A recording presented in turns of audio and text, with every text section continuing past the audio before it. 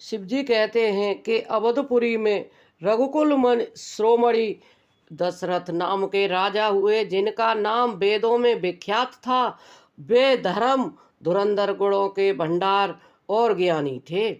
उनके हृदय में सांग धनुष धारण करने वाले भगवान की भक्ति थी और उनकी बुद्धि भी उन्हीं में लगी रहती थी।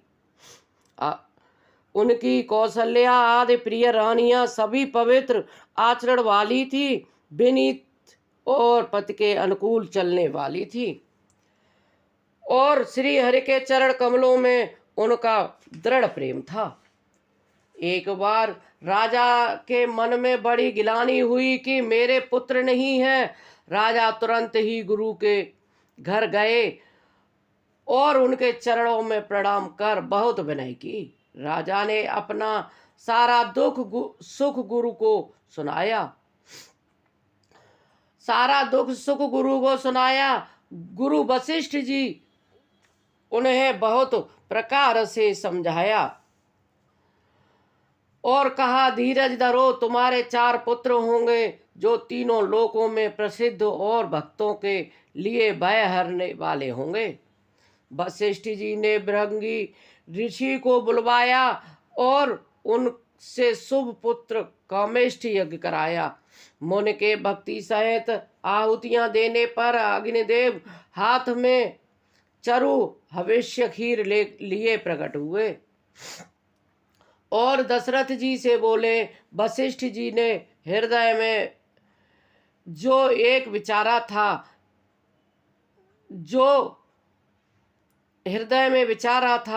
तुम्हारा वह सब काम सिद्ध हो गया है राजन।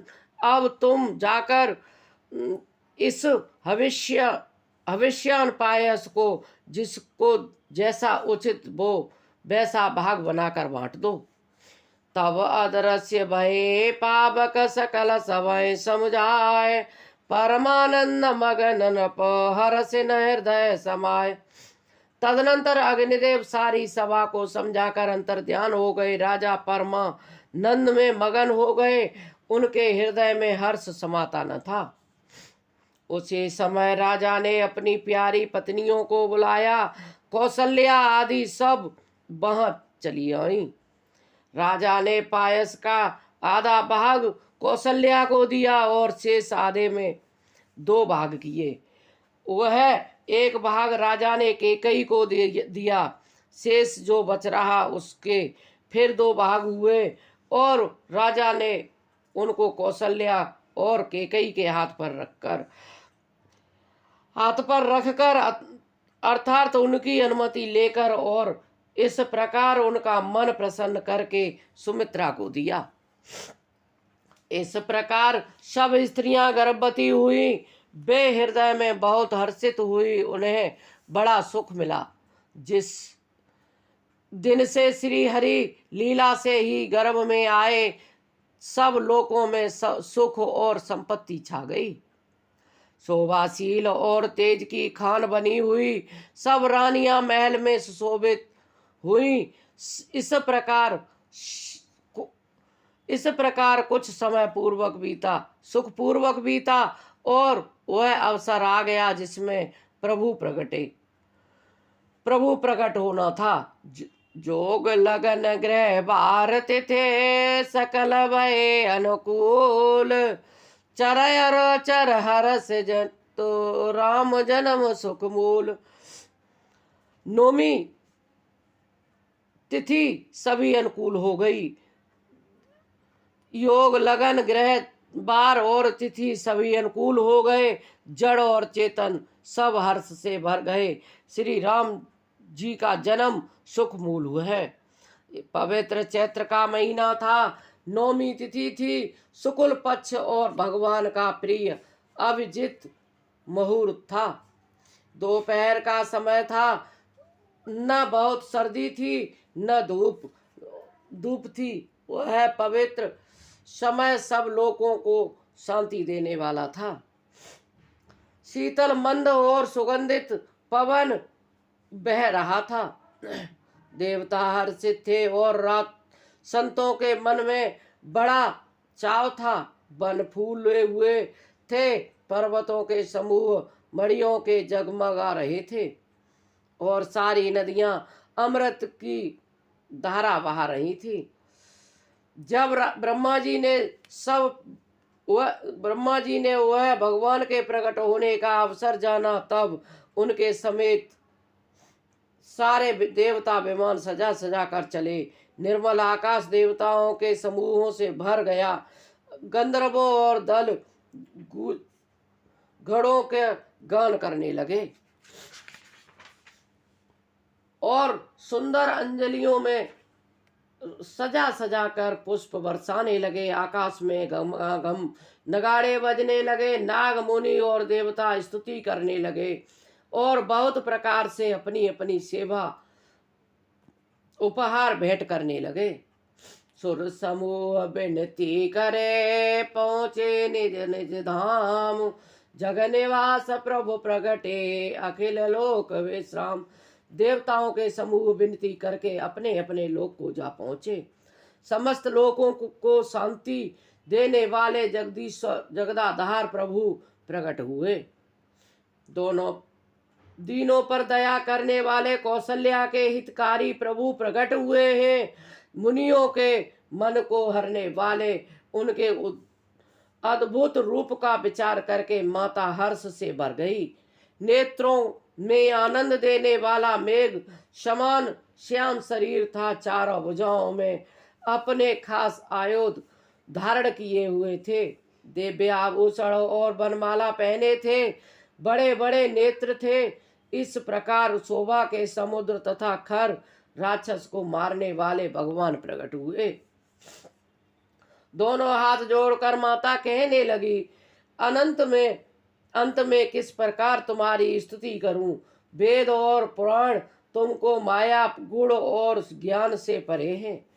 परिमाण रहित बतलाते हैं कि श्रुतियां और संत जन दया और सुख का समुद्र सब गुणों का धाम कहकर जिनका गान करते हैं, वही भक्तों पर प्रेम करने वाले लक्ष्मीपति भगवान मेरे कल्याण के लिए प्रकट हुए हैं। वेद कहते हैं, तुम्हारे प्रत्येक रोम में माया के रचे हुए अनेकों ब्रह्मांडों के समूह भरे हैं। वे तुम मेरे गर्भ में रहे हैं।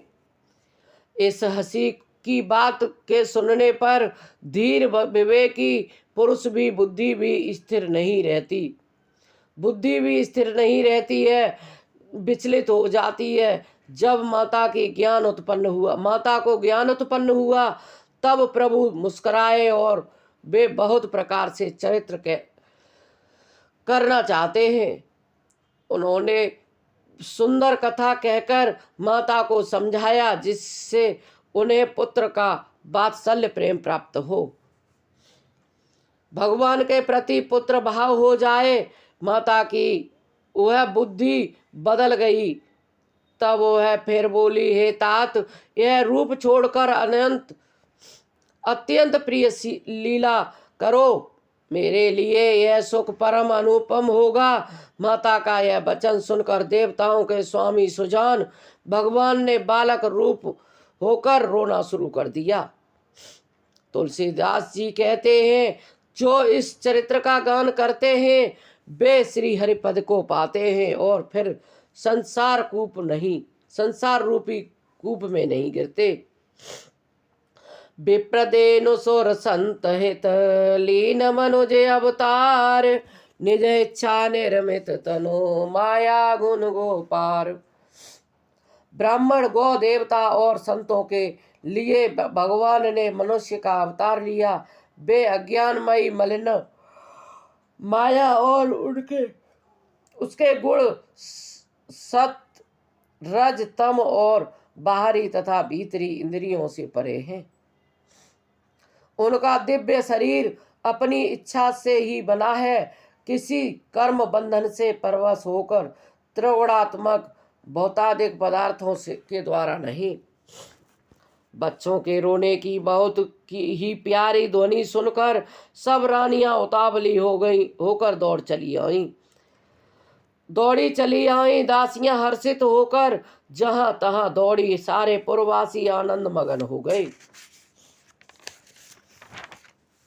राजा दशरथ जी पुत्र का जन्म कानों से सुनकर मानो ब्रह्मानंद के समान हो गए हो। मन में अतिशय प्रेम, शरीर पुलकित हो गया। आनंद में अधीर हुए, बुद्धि की धीरज धरकर और प्रेम में शिथिल हुए शरीर को संभाल कर वे उठना चाहते हैं। जिनका नाम सुनने से कल्याण होता है, वही प्रभु मेरे घर आए हैं। यह सोचकर राजा का मन परम आनंद से पूर्ण हो गया। उन्होंने बाजे बालों को बुलाकर कहा कि बाजा बजाओ। गुरु वशिष्ठ जी के पास बुलावा गया। वे ब्राह्मणों के साथ लिए राजद्वार पर आए। उन्होंने जाकर अनुपम बालकों को देखा, जो रूप की राशि है और जिसके गुण कहने से समाप्त नहीं होते। नंदी मुख सराध करे, जात कर्म सब कीन, हाटक देनो बसन पुने मुनि, नृप पिप्र कह कि दीन। फिर राजा ने नंदी मुख श्राद्ध करके सब जातक कर्म संस्कार आदि किए और ब्राह्मणों को सोना गो वस्त्र आदि मड़ियों का दान दिया। ध्वजा पताका और तोरण से नगर छा गया। जिस प्रकार से वह सजाया गया उसका तो वर्णन नहीं हो सकता। आकाश में फूलों की वर्षा हो रही है। सब लोग ब्रह्मानंद में मगन हैं। स्त्रियां झुंड की झुंड मिलकर चली। स्वाभाविक श्रृंगार किए ही वे उठ तोड़ी। सोने का कलश लेकर और थालों में मंगल द्रव्य भरकर गाती हुई राजद्वार पर प्रवेश करती हैं। वे आरती करके न्यौछावर करती हैं और बार बार बच्चे के चरणों में गिरती हैं।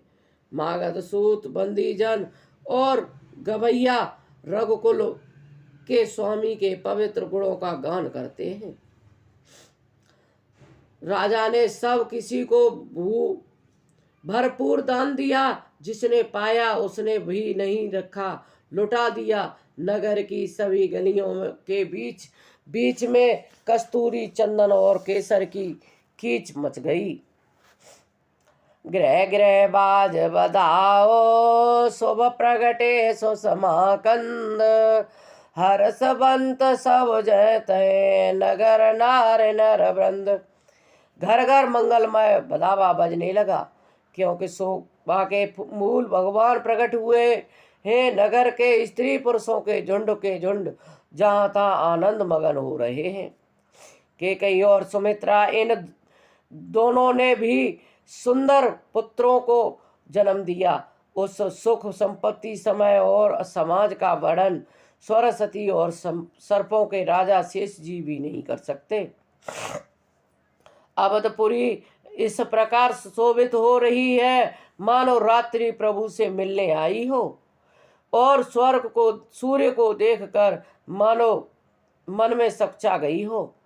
परंतु फिर भी मन में विचार कर मानो संध्या बनकर रह गई हो।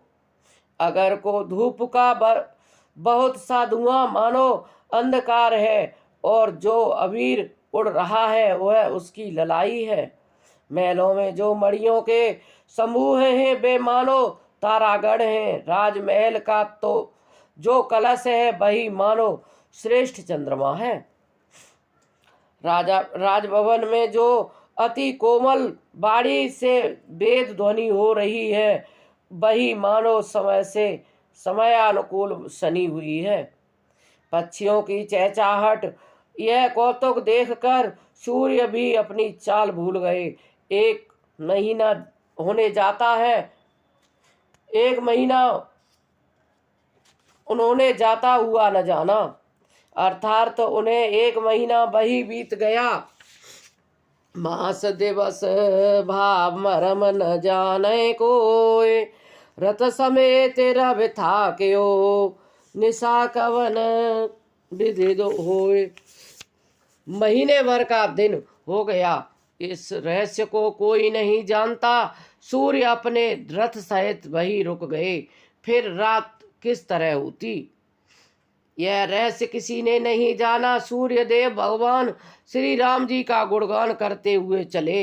यह महोत्सव देखकर देवता, मुनि और नाग अपने भाग्य की सराहना करते हुए अपने अपने घर चले। हे पार्वती, तुम्हारी बुद्धि श्री राम जी के चरणों में बहुत दृढ़ है, इसलिए मैं और भी अपनी एक चोरी छिपाव की बात कहता हूँ। सुनो, काकभूषुंड जी और मैं दोनों वहाँ साथ साथ थे, परंतु मनुष्य रूप में होने के कारण हमें कोई जान न सका। परम आनंद और प्रेम के सुख में फूले हुए हम दोनों मगन मन में प्रेम मस्त हुए गलियों में तन मन की सुध भूले हुए फिरते थे। परंतु यह शुभ चरित्र वही जान सकता है जिस पर श्री राम जी की कृपा हो। उस अवसर पर जो जिस प्रकार आया और उस जिसके मन में जो अच्छा लगा, राजा ने उसे वही दिया। हाथी, रथ, घोड़े, सोना, गायें, हीरे और भांति भांति के वस्त्र